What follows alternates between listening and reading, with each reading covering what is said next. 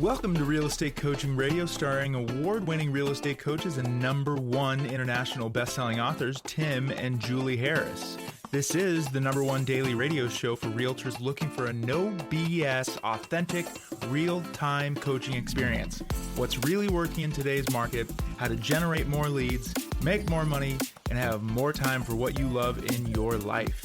And now your hosts, Tim and Julie Harris.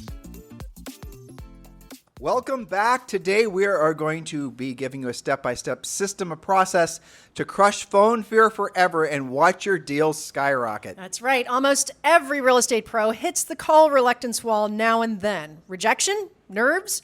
Or is it just that fear of getting something wrong? It's all part of the journey. But breaking through it is vital to seeing your real estate goals come to life. So we're going to give you a step-by-step guide over 2 podcasts to making calls like a pro with confidence and consistency. We're going to cover 4 topics over 2 podcasts. These are the 4 topics: commitment and preparation, mindset and strategy, efficiency and effectiveness, and organization and growth. So, Julie, let's tell them where they can get the notes, because there are a ton of notes for today and tomorrow's podcast. Just go to harrisrealestatedaily.com. We talk about it every day on the podcast. You must be a subscriber to harrisrealestatedaily.com. It is really your go-to source for all things really about this podcast and real estate and the things that are going to put you in a position to help people make a lot of money, especially rolling into the new year. All of our coaching, all the things that we help you guys to understand is always practical, tactical, but ultimately you have to get into action.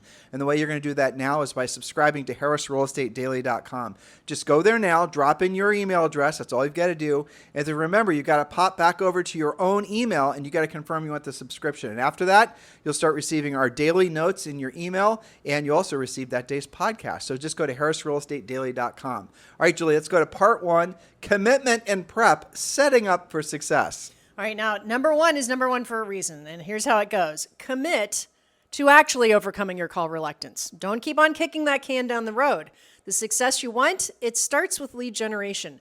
Sporadic effort gives you sporadic results. You might say sporadic, calls gives you sporadic cash flow. Nobody wants that. But proactive lead generation that's consistent equals predictable success and predictable income. So make it priority 1. And when I was reading that, it reminds me of a lot of the work that I do with our elite coaching clients, where it's not so much at their level that they don't know how to do it, they just don't want to do it. And it's the thing that gets procrastinated. And the way that we overcome that is having a serious conversation about their proactive lead generation, i.e. prospecting mindset, where you have to take that time in your schedule as seriously as you would a listing appointment. You'd never reschedule a listing appointment. You'd never show up late for it. You'd never skip it, would you? Well, ultimately, everybody knows that if you want to have the shortest path from, effort and results, it's going to be by having direct conversations with folks. But what does everyone do? They rationalize that, I'd rather have, why would I want to, make a call? That's only 1 for 1. I make this effort, I get this result. Or whereas I could write a big email campaign, or I could do a big social media campaign. And then it's my effort that I put in once to make the video or whatever. And then it gets served out thousands and thousands of times. Isn't that more of an efficient use of my time? Hell yeah, it is. Of course it is. But it's not a more effective use of your time. That's the difference. Don't get seduced by the idea that you can delegate the heavy lifting of real estate. And I'll give you guys a really, really good example. Lance Kenmore, he is Julie's coaching client for a long time. And I think Lance and Karen, what do they traditionally sell? 400 homes a year or something? Yep, 300 to 400 a year. Like most of the market right now, the market's a little bit slower. And so they're down on listings and they're having to, do some things that they maybe haven't done in a long time. So I'm having him on the podcast. You guys should watch this. It's a video on YouTube too. And we're talking about, okay, let's talk about your centers of influence and past client, Lance. And he tells me about what he's doing. He tells me about the holiday things that they're doing, all these other great things they do every year. But what he'd stopped doing was actually making the calls to the people that, for example, in his list, which was massive, stopped making the calls to the people that, say, for example, had tried to send him or successfully send him a referral. He maybe should call those people every single, or rather, he should be calling those people now for sure at this time of year, but probably calling them every single month. He needs to get in front of those folks. And so this conversation went back and forth, and it was kind of funny because he realized that he could probably, with maybe 10 hours or less, generate probably 20 really solid listing leads. Whereas all of you listening, for the most part, you don't have that level of confidence because you're still trying to figure out whether you actually have to make the calls. The calls are where the action is, because everybody else is doing things digitally and passively. The calls do take skill. The calls do require you moving past your ego, and how are they going to perceive me if I'm calling them? Let's just address that as a mindset point, Sure, okay? absolutely. When was the last time somebody that this is a question for you, dear listener. When was the last time somebody that you knew, loved, and trusted called you? Seriously, when was the last time somebody called you to have a meaningful conversation that was designed to bring value into your life, to make you, frankly, thrilled that you had the call? When was the last time that happened? Some of you, you're not even going to be able to come up with an answer, are you? Because everybody does things passively. They do the texting and the messaging and the WhatsApping and the videoing and all the rest of it. But the call is what's going to make you special because so few people do it. All this is, ultimately, it's a very effective way, obviously, to generate leads and create a lot of income. But in a market like this, where everyone else is essentially taken up and basically planted their flag in the world of passive lead generation, being a proactive lead generator definitely gives you an unfair advantage in the marketplace because you'll be one of the only people calling them. You'll be the only person that's calling them, bringing value on that call, and they'll look forward to your calls. That's the reality. And also, it doesn't cost you anything. Yeah, how about that? There's that. There's Okay. no referral fees. No. All right, number 2, know your scripts. Don't let "I don't know what to say" hold you back, or how to say it. Scripts provide a roadmap for effective and engaging calls. Remember that knowledge equals confidence and ignorance equals fear. So it's easy to solve the "I don't know what to say, I don't know how to say it." And you can't get in your own way by saying, "Oh, I don't like to be scripted." You're scripted all the time. You use the same scripts talking to your spouse, talking to your kids, telling your dog what to do. You use scripts. So don't be weird about that. Well, scripts are just conversation outlines. Some of you guys repel the word script. Stop saying script. It's just a conversation outline. That's it. It's a series of questions that are designed to essentially help the person you're talking to and yourself arrive at the same place, with them deciding to do business with you or not, frankly. That's all a script is. It's nothing more fancy than that. It is not you trying to, we're not trying to get you to say things that aren't necessarily how you would say them. Or remember, the steps for learning scripts is first you want to memorize them, or rather, first you want to memorize, then you want to internalize, then you want to personalize. So we do want you to memorize the script because it's important that you understand the flow of the questions, but then we want you to internalize it. That's when it becomes somewhat intuitive, and that only comes from actually doing it, working on the phones and having conversations with folks, and then personalize it. What so many of you have done, if you've taken scripts that you found online, usually for free, hey, I got an idea for you. There's a reason those scripts are free online, because they have the equivalent value. And then what you guys do is you take the scripts and then you overly personalize them, and then they don't work because you didn't understand the flow of the script in the first place. Again, maybe you were just using a crappy script. That's possible too. So a script is nothing more than a conversation outline. Point number 3, get into the zone. What does that mean? Well, find your pre-call mojo. We talk about this in the Harris Rules book, by the way. Whether that's listening to your favorite music, exercising first, maybe both, or a quick role play session, stick with it and make it routine. Do this on purpose. Don't just wing it and do it when you feel like it or when you feel desperate for a deal. Have an actual lead generation zone in your mindset, even where you do it, how you do it. Do you have a mirror in front of yourself? Do it without distraction. Don't try and make your calls effective if you're hungry, if you're tired, if you're just squeezing it in between appointments. You've got to actually have some mojo to this. There's a ton of little micro steps. Julie was just touching on. So first of all, never sit down when you're, like Julie and I are standing up right now. We always stand up when we do the podcast, and we stood up when we stand up when we coach, and we stood up when we actually prospected too, when we were having conversations with decision-making adults about buying or selling real estate. So standing up's important. Don't worry about how fancy your stand-up desk is. You can just use just about anything. Okay. Number 2, some of our coaching clients have used little treadmills to keep the energy flowing while they're on the phone. So they're on these little micro treadmills standing up, and they're having, obviously they're doing over the phone proactive lead generation. So that's another powerful thing. In your environment where you're going to be doing the lead generation, have, Julie said, a mirror so you can see what you look like, because what you look like is what you sound like. Because if you're not smiling, even if you have to force yourself to smile, they can hear it in your voice. You guys know that that's true. If you are calling somebody and you sound droll, they're not going to want to be on the phone with you. So do everything in your power to sound energetic and enthusiastic, even if you have to fake it, because what's going to happen is your physical state will follow your mental state will follow your physical state. And think about this. If you start, smiling and walking confidently and putting your shoulders back, and you start acting confident, acting as if you were already at the top of the hill, right? What's going to happen is your mental state will follow. What a lot of you do is you spend way too much time working on your mindset, thinking that somehow it's a function of just another dream board, or a function of just another finding my big why, or all these other things. So you get lost in the sea of mindset, whereas the ultimate hack is you put your physical set in right order, and then your mindset will automatically follow. And I want you just to internalize what I just said, because it'll save you so much time, and frankly, save you so much money buying self-help books. Yeah, but you do have to take it seriously. You have to do it on purpose.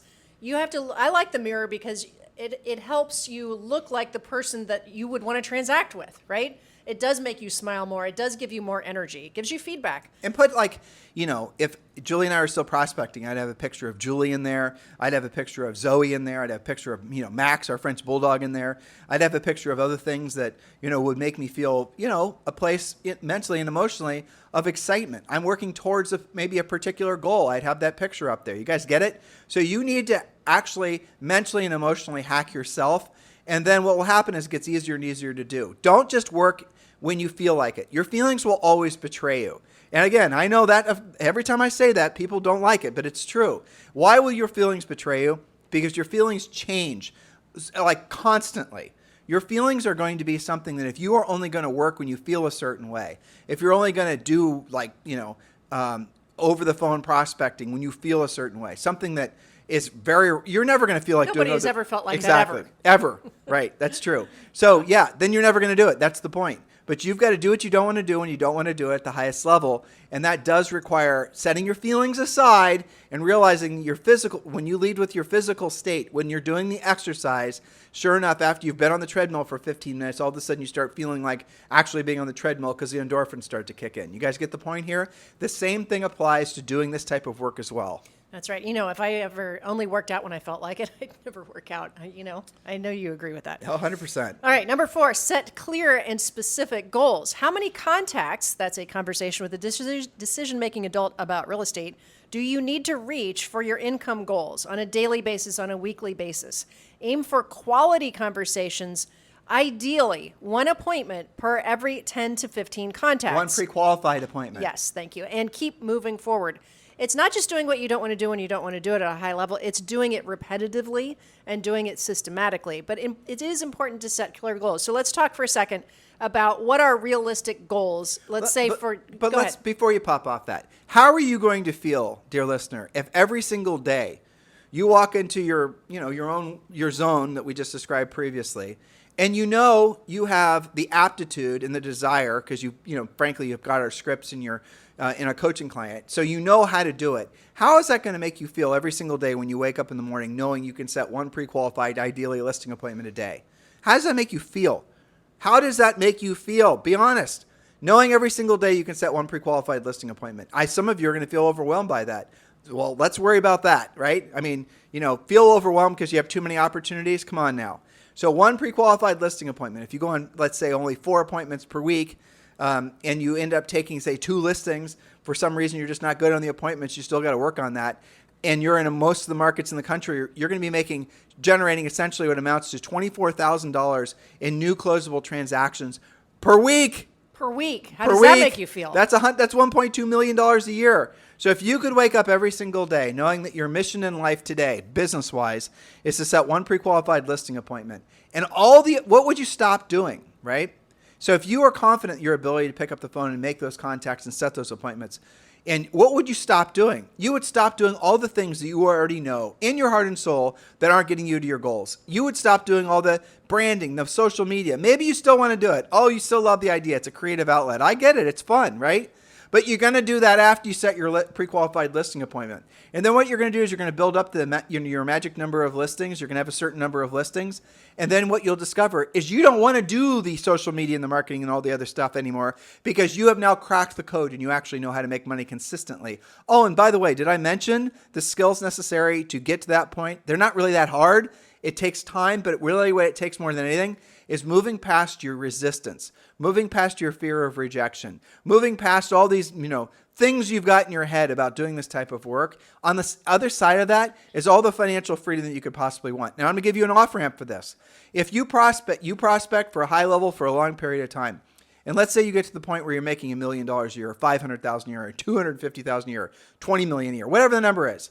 You run your business efficiently because you're not paying referral fees for those closings. You're earning a lot of net profit. Then you start investing that money in dividend-paying stocks. So if you invested, money over time, let's say you did this consistently for 10 years, and let's say you were able to save up a few $1,000,000, that's going to generate realistically about $300,000 a year in passive income from dividend-paying stocks, right? That is your off-ramp. So if you're willing to do what you don't want to do when you don't want to do it, at the highest level for a long period of time, relatively speaking to what everyone else tells you, oh, somebody just got into real estate and they're a millionaire today.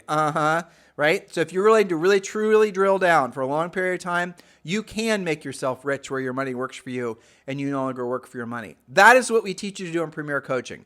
So remember, just go to premiercoaching.com or text the word Premier to 47372 and you can join Premier Coaching right away. Point number 5. Yes, and thank you for highlighting that definition of financial freedom because that should be what inspires all of you. Let's make this personal, okay? Sure. So Julie and I started in real estate when we were early 20s in our first year in the business, and this is documented. You guys can research this yourself.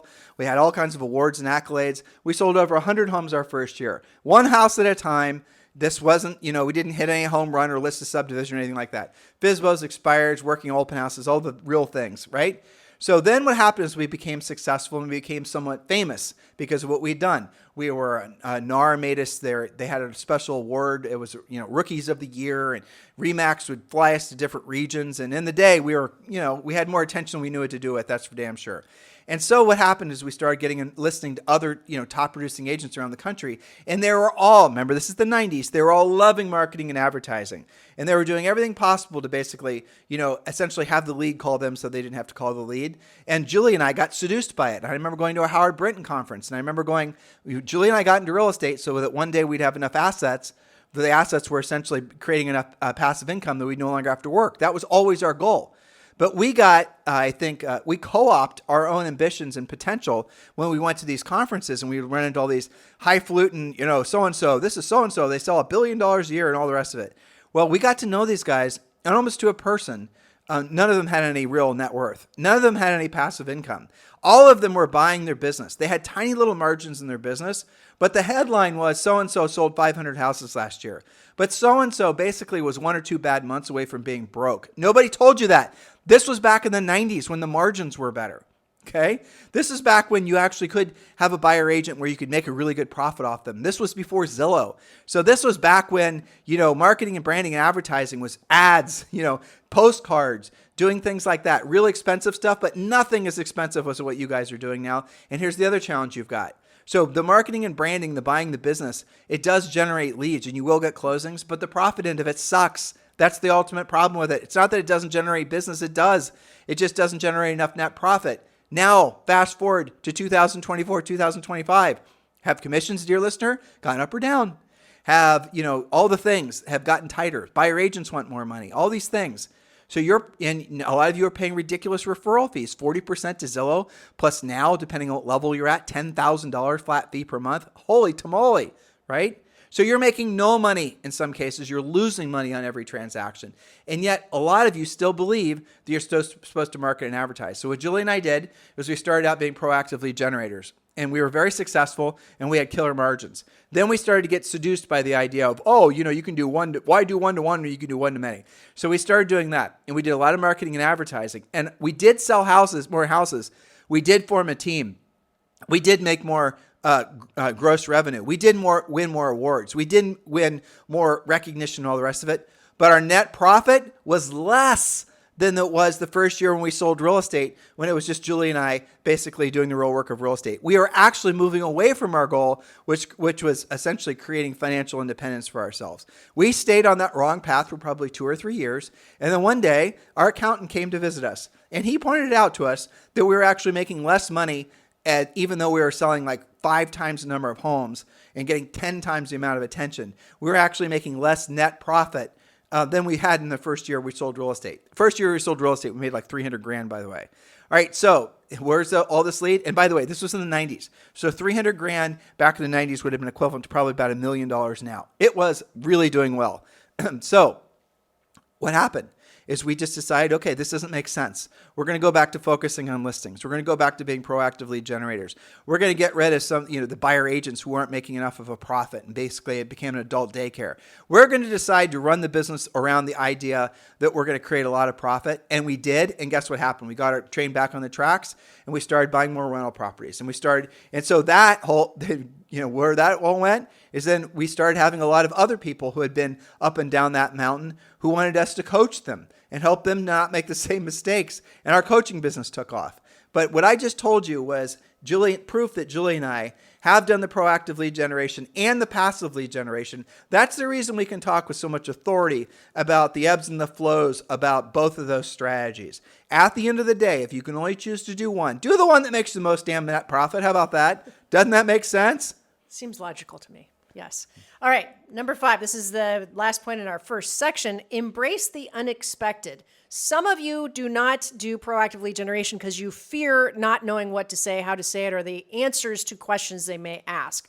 Only some questions will have a ready answer or a scripted answer. So when in doubt, this is one of the scripts we teach you. This is called the Save Your Bacon script. That's a great question. Let me write it down and I'll get you an answer by 6 p.m. tonight or by 10 a.m. tomorrow. You can even add that. That's a really great question. I appreciate you asking.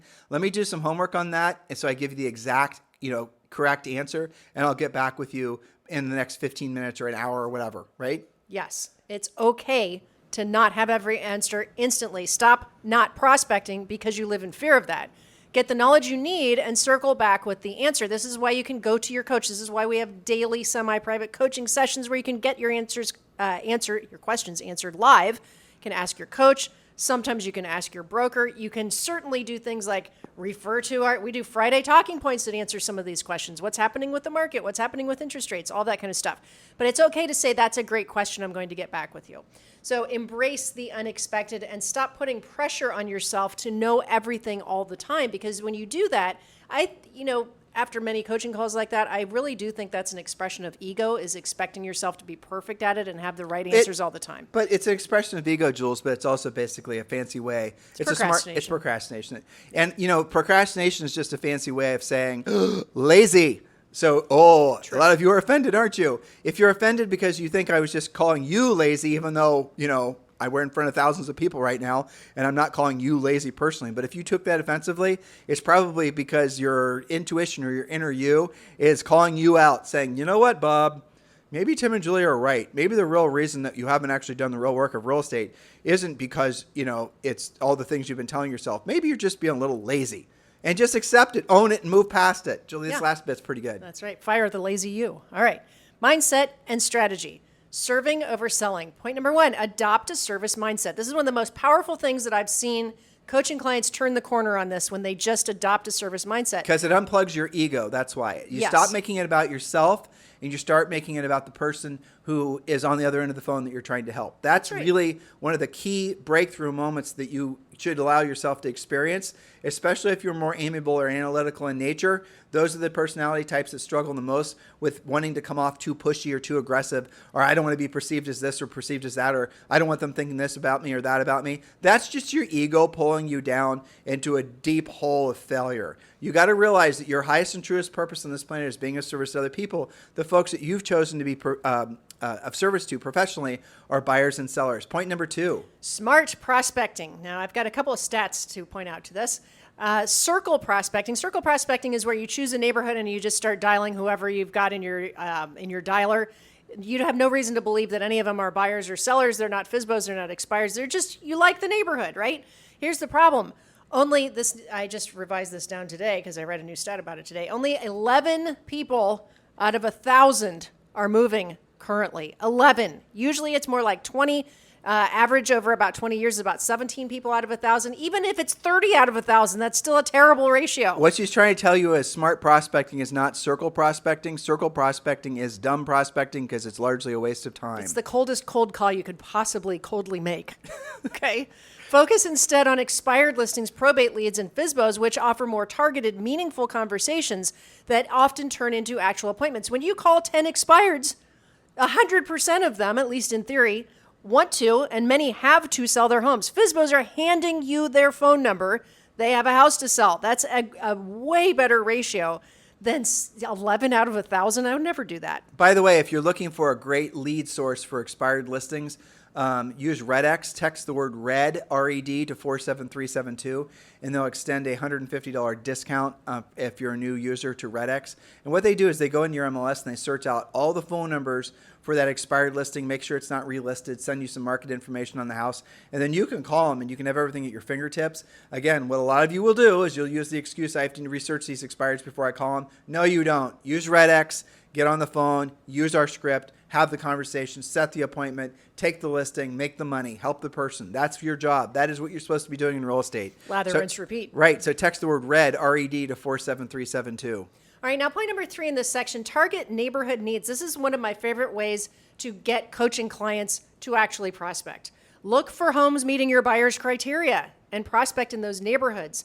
Some homes will be a match for your buyers and others will be great listing leads for you. I find many of you are way more likely to pick up the phone when you have a specific need that you're looking to serve. You've got all of you listening, nearly all of you. Maybe if you just got your license this morning, you don't have anybody yet, but I bet you do. You have buyers who say, I want to live in XYZ neighborhood. Prospect that neighborhood. Number 4, active listening is key. Really hear what your prospects are saying. Build trust by being present in each call and resist the urge to rush. That's the most common thing I hear when I listen to prospecting calls is agents will jump on the end of the other person's sentence. They're anxious to move the call forward. It gives a sense of nervousness and like they're not really listening. Well, so you've got to fix that. Exactly. So you have to pace the call. And when you're using our conversation outlines, AKA scripts, and somebody says something, you say, interesting. Tell me more about that. Tell me more about, no, I wouldn't use tell me more about that because then you'll go off the script. So interesting. I'm glad you said that. That's a great point. And then go right back to the script. Oh, so you're thinking about selling in the spring. Interesting. And they get right back to the script. Yes. The other thing that I hear is they don't actually listen for the answer. They answer the question for the person because they think that they know. Right. So, you have to be careful. And all of these things get better the more you do them.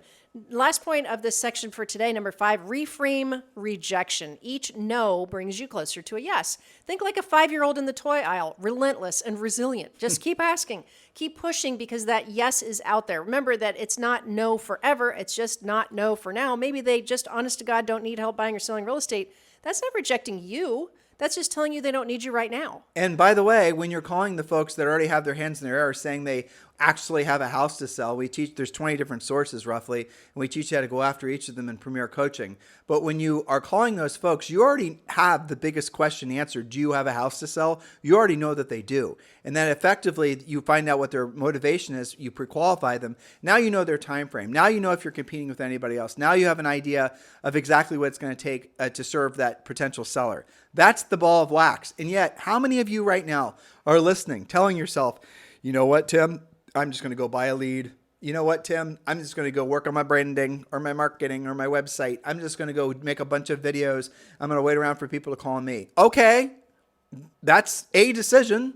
Or you could actually do the real work of real estate and put yourself in front of people that have already put a sign in their yard, sometime quite literally or for sale by owner, saying, yes, I want to sell my house. And, the very FSBO that you drove past today on your way to Starbucks, to meet with a buyer that's not even motivated because you didn't pre-qualify them, that buyer. So, the one you drove past, and the 3 expired, okay, those are the ones that you should be chasing. Doesn't it just make sense? So it takes skill. So it takes you moving past your ego. So it takes you maybe becoming the better version of you as a real estate professional. You can do it.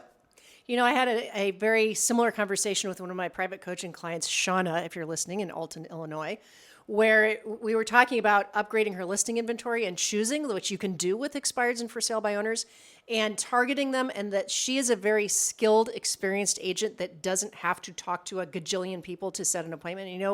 I think I gave her a hard enough time because within a half an hour of hanging up with that coaching call, she had already set an expired appointment. And that's awesome. So more of that. Lather, rinse, repeat.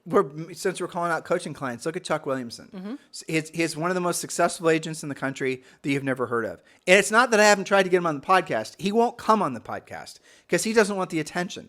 He doesn't want the adulation. He just wants to keep his head down, and he wants to basically do his proactive lead generating, and he wants to take listings. And you know how much this guy earns per year? I'm not going to tell you, but I will tell you it's over $1 million. And his average sale price is less than 300, maybe 325.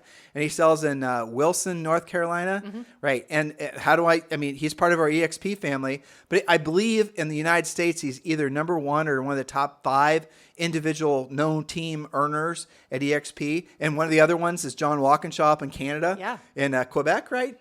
Yeah. Ontario region. Ontario, You got it. Yeah, that's completely different. Yeah. So in any event, the point is that the ones that are actually making the most money, the most net profit in this business are the ones you've never heard of before, because they're not looking for the love and affection, the adornment of the industry. They're looking just to basically put themselves out there every single day, help other people, and make money. Again, what's your goal? Why'd you get into real estate? Did you get into real estate for more awards? Did you get into real estate so you could be a real estate influencer? If you have to choose between being rich and famous, dear listener, and you do, if you have to choose between rich and famous, what will you choose? You cannot just say, oh, I'm going to be famous and then that'll make me rich. Not true. So if you have to choose between being rich and famous, which will you choose? Ask yourself that question. I strongly suggest you choose to be rich, because as you grow older, you'll care less and less and less about being famous, and you'll be almost ashamed that you spent so much time and money and potential profit on trying to make yourself famous, make yourself into an influencer when you were younger. Don't allow your ego to sucker you into financial oblivion. Focus on building a profitable business by becoming the best version of yourself as a real estate practitioner. Your whole mindset is about being of service to other people. Set aside the it's about you. Set aside the need for recognition. Set aside all that ego stuff and focus on being of service to other people. Focus on knowing what to say and how to say it. Focus on actually closing transactions in a high volume that have virtually all of the commission check going to your profit. You can do that. We'll show you how. That's what Premier Coaching is all about. That's right. What I was hearing in my head, summarizing what you just said in these points today, is the simplification of lead generation. There's so many ways to complicate it, overcomplicate it, procrastinate it, make up things about it. Every single point that we gave you today, which were 10 points with 2 different topics on getting over your phone fear, it all simplifies it. Look at who you're calling. Look at how you're calling, what you're saying, how frequently you're doing this. Simplify it, and you're going to be a lot happier. I was watching a video today on Instagram. I shouldn't even say this, but it was somebody who was running a little educational event, one of these wannabe coach types, and he had probably 25 people in the audience. And some guy stood up and said, I've been passing out flyers in a community. I've been putting on people's doors and their mailboxes and all the rest of it. And his big revelation, this guru, air quoting, was like, oh, here's what you need to do. You need to put QWR codes on the flyer. Okay, 1990s wants its marketing idea back. But you want to put QWR, and when they click the code, it's going to be information on the community. It's going to be a video about this. It's going to be a video about that. It's going to be all these. So all he was doing is taking this guy's effort of putting out flyers and telling him how to make the flyers a little bit more complicated. That's in essence what he was doing. And I was listening to this poor guy asking for advice. And here's what I was thinking. Stop passing out flyers and start knocking on the damn doors if you're going to do that type of work, and have conversations with folks. Let them know you're working with buyers in the area. Use our scripts. Find out if they know of anyone that's thinking about buying or selling real estate. Passing out flyers and doing that kind of crap. What the hell? Actually put yourself in a position to have conversations. The more conversations you have, dear listener, the more people you're going to help, should be obvious, and the more money you're going to make. That's right. I actually had somebody stop me. I was driving home from school this morning, and it was an agent. I don't know who this was. I hadn't met her before. She was passing out her flyer for a high-end lease in the neighborhood, which was also for sale. But she actually had the guts to ask me. She's like, you live here, you look familiar. And I told her yes. And she goes, well, I've got this property that I'm trying to lease. Who do you know who could use my help? I really need to get this done for my sellers. And I was just really proud of her. She had to keep going. I had to keep going. But I made note to self, at least she had the guts to say it and have real conversations and was out there working her listing. That's how it's done. I mean, I always remind coaching clients, look, when you look at a great new listing, somebody entered it in your office, it popped up on your inner office email. That's a beautiful listing. How did that person get that listing? There was a conversation. Somebody probably knew them. There was a question asked, a question answered. They were there to be of service. That's why they got that listing and you didn't. You've got to be the one having the conversations. That's it. That's as complicated as all this is. You know, Julie, I was on somebody else's podcast, and this guy was all about marketing and branding. Right. And he was very nice and respectful, and, you know, he knew what he was getting into having me on his podcast. Hopefully. And Julie and I are advocates of marketing and branding, but you just got to see it in its place. You can do the proactive lead generation first and the marketing and branding second, you know, the advertising second. And so we were having this conversation, and it basically, you know, he had these questions that were okay, and then I got bored of answering his just okay questions. So I made it into a conversation, and I started sort of in essence coaching him on some of the things that he'd been teaching other agents to do, and pointing out respectfully, dear listener, I was being nice, the fallacy in a lot of this marketing and branding gimmickry. Like, why are you doing, so I want you to explain to me why you're telling agents to do marketing and branding. Well, it's because they then will build themselves a reputation in the community, the marketplace, of being successful, having been community experts because they provided all this free information, videos and walkthroughs of the Starbucks and the school, and, you know, giving updated, you know, whatever, right? Okay, there's that, right? Sort of a constant stream of public service announcements, right? And so what comes from that? Well, then they're going to be seen as somebody that's contributing, and people, you know, think of them. They want, ultimately what their goal is to have consumers in that particular marketplace correlate the word, you know, Bob with real estate Bob, right? Because Bob's everywhere after all. He's passing out all this helpful information, whatever. All right. So how long would something like that take? Well, there's no deadlines on it. This, you know, a campaign like this could take forever, and you want to have multiple things going at once. You want to run digital campaigns, and I mean, he was in his wheelhouse, right? You want to do direct mail, you want to do community things, all right? So, what point, given your plan, does someone actually start to make money? And by the way, what point in your plan does how much would all this take, cost-wise, to actually implement? Okay, and then ultimately, what's the point of your plan? Is it to convince the marketplace that you're trying to build a reputation, right? Isn't that in essence what you're doing with all this marketing branding? Yeah, well, we call it branding, you know, it's kind of being condescending to me, and that's fine. I was setting him up as you were about to listen. And I said, so you're conflating the word branding with reputation. So if I build a brand, that's the same as having a reputation. Is that what you're saying? Well, yes, it's just a more modern way of saying reputation. And I said, no, it's not, because reputation you earn, brand you buy. And people know the difference. You're not going to fool a bunch of sellers in a community that you're something that you're not just because you basically pass out, flyers, advertising, whatever the hell it is. They're going to judge you based on how many listings you successfully took and sold in their marketplace. They're going to judge you based on what you've actually done. Your reputation is earned over lots of transactions, over lots of time. And what a lot of you guys have been seduced into believing, and I get it, I know why, because it takes work to do it the real way, but to do it the faker's way, the way that doesn't really work, it doesn't last, is by buying your business and trying to build a brand. Your brand only comes after you've actually earned a really great reputation. And those two words should not be conflated. Reputation is what you want. Oh, you want to sell your house in this marketplace? You go to Bob. Well, hold on. Can you imagine a seller? Well, I just received, 15 flyers from, Steve and Betty. Yeah, but Bob's sold signs are everywhere. You want to obviously list with Bob, right? Isn't that obvious to all of you guys? So stop trying to convince the marketplace you're not, and start earning your right to have the reputation that you really, truly want. Absolutely. You know what frosts my cookies the most about that is... Frosted your cookies? I'm borrowing that from another podcast. Is that the people that peddle those ideas... Now I want a damn cookie. Thank you, Julie. Sorry. People that peddle those ideas. And, it's okay to do those public service information, videos about but your public do the library. proactive lead generation. Okay, but the thing that steams me about that is the people that do that they're not leading with the best interest of that agent in mind. That agent's bills do not stop while they wait for that crap to work. They still have a family to feed. They still have a car payment to make. And how many agents have crashed and burned too soon out of this business because they just ran out of room on their credit card?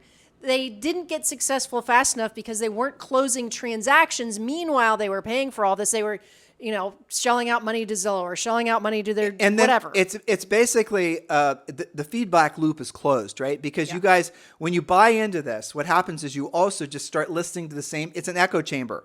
you're essentially caught in this downward spiral, and you don't even know that you're going downward. Well, because what do they say? You call and you say, it's not working for me. They say, well, you haven't spent enough time yet, which means you haven't spent enough money yet. How many of you guys have wasted time trying to crack the new Instagram algorithm or wherever the hell the latest Mickey Mouse is that you're trying to be sold? You know what, guys? You can give yourself permission to be Chuck Williamson and some of these other great agents in the country, and you can actually avoid all of that crap, but you cannot avoid knowing how to have meaningful conversations with decision-making adults about buying or selling real estate.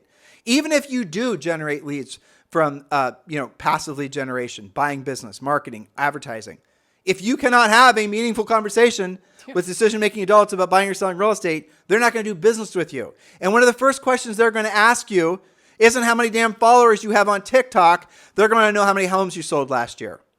You guys get the difference? We're telling you the truth. And I realize the truth we're telling you, it means you're going to have to do some things that you don't want to do when you don't want to do them at the highest level. But it's still the truth. And it always will be the truth. And we're never going to tell you anything but the truth. So we did it ourselves. Yes. So help me God. Yes, I mean, that's the truth. That's true. Yeah. That's right. So hopefully this motivates all of you guys. If you are listening to this podcast after 30 minutes today, I know you're feeling educated and you're feeling motivated. Now, please get into action. Your action point from today's podcast is do consider giving us a 5-star review over on iTunes and leave a comment while you listen to this podcast every day, as thousands of you do. We certainly appreciate the feedback we get from all of you about the meaningful impact we've made in your lives. You guys have a fantastic day. We'll talk with you on the show tomorrow. This podcast is a part of the C-Suite Radio Network. For more top business podcasts, visit c-suiteradio.com.